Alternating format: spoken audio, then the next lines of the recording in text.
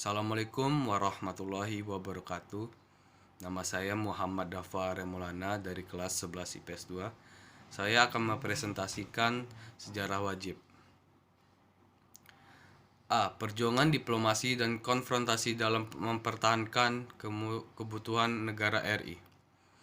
Kemerdekaan Indonesia merupakan hasil kerja keras dari seluruh wilayah Indonesia. Kedaulatan yang diraih adalah sebuah perjuangan tiap-tiap daerah pada masa revolusi.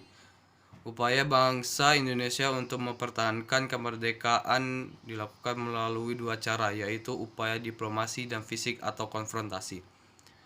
Salah satu upaya mempertahankan keutuhan RI melalui jalur diplomasi yaitu diadakannya perjanjian. Perjanjian adalah persetujuan antar negara yang menimbulkan hak dan kewajiban di antara pihak-pihak yang mengadakannya. Sebab-sebab diadakannya perjanjian tersebut berawal dari kemarahan Nica yang menemukan kenyataan bahwa pemerintahan Republik Indonesia telah berjalan dengan efektif. Pihak Nica marah karena mereka merasa sebagai pihak yang berhak menguasai Indonesia. Tentara Nica yang berhasil menyusup masuk di antara pasukan Inggris kemudian berhasil membuat pemerintahan di Jakarta dan memprovokasi bekas intermigran untuk melakukan teror di wilayah Republik Indonesia. Selain itu, Nica juga berhasil mendaratkan 800 marinir Belanda di Jakarta pada tanggal 30 Desember 1945 yang mendapat protes keras dari pihak Republik. B.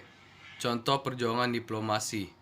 1. Perjanjian Renville 8 Desember 1947 sampai 17 Januari 1948. Pasca peristiwa agresi militer Belanda. 1. PBB membentuk Komisi Jasa Baik yang bertugas membantu penyelesaian konflik antara Indonesia dan Belanda. Komisi tersebut beranggotakan 3 negara yang terdiri atas Amerika Serikat, Australia, dan Belgia yang dikenal dengan Komisi 3 Negara. KTN yang bertugas di Indonesia kemudian berhasil mengajak Belanda dan RI untuk kembali berunding.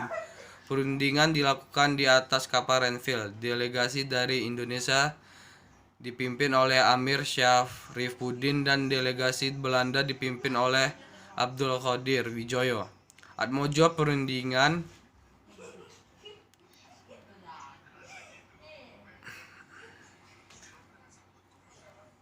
Delegasi dari Indonesia dipimpin oleh Amir Syarifuddin dan delegasi Belanda dipimpin oleh Abdul Qadir Wijoyo Atmojo. Perundingan dimulai pada 8 Desember 1947 dan berjalan tersendat-sendat. Hal tersebut disebabkan garis Van Mock. Adapun isi dari perjanjian Renville yaitu A. Belanda berdaulat di seluruh Indonesia sampai kedaulatannya diserahkan kepada RIS yang segera dibentuk. B. Sebelum RIS dibentuk, pemerintah Belanda akan menyerahkan sebagian kekuasaannya kepada suatu pemerintah federal sementara. C. Pihak Republik menarik pasukannya dari daerah pendudukan Belanda ke daerah Republik. Perjanjian Royen guna penjamin terlaksananya penghentian agresi militer Belanda 2, maka PBB mengganti KTN dengan membentuk UNCI, United Nation Commission for Indonesia, yaitu Komisi PBB untuk Indonesia.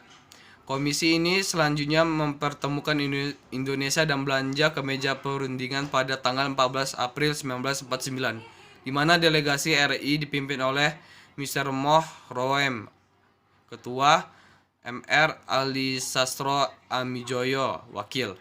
Sedangkan delegasi Belanda dipimpin oleh Dr. J.H. Van Rooyen. Perundingan diadakan di Hotel Des Indes, Jakarta, dipimpin oleh Merle Cochrane, anggota komisi dari Amerika Serikat. Perundingan ini mengalami penghambatan sehingga baru pada awal Mei 1949 terjadi kesepakatan. Isi perjanjian Roem-Royen atau Roem-Royen Statement sebagai berikut. 1.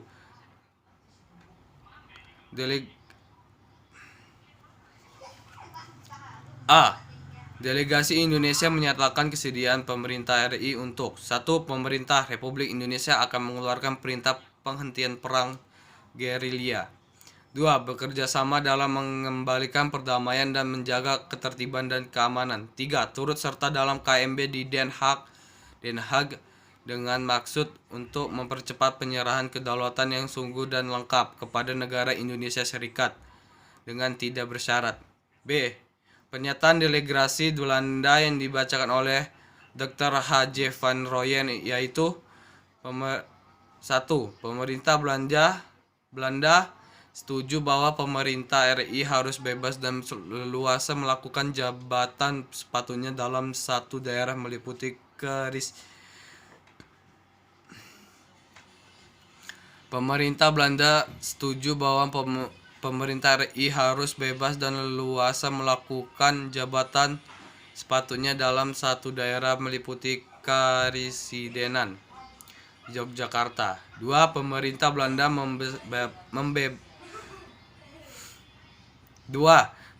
Belanda membebaskan tak bersyarat pimpinan-pimpinan dan tahanan politiknya tertangkap sejak 19 Desember 1948.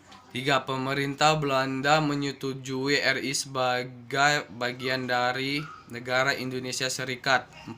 KMB di Den Haag akan diadakan selekasnya sesudah pemerintah RI kembali ke Yogyakarta.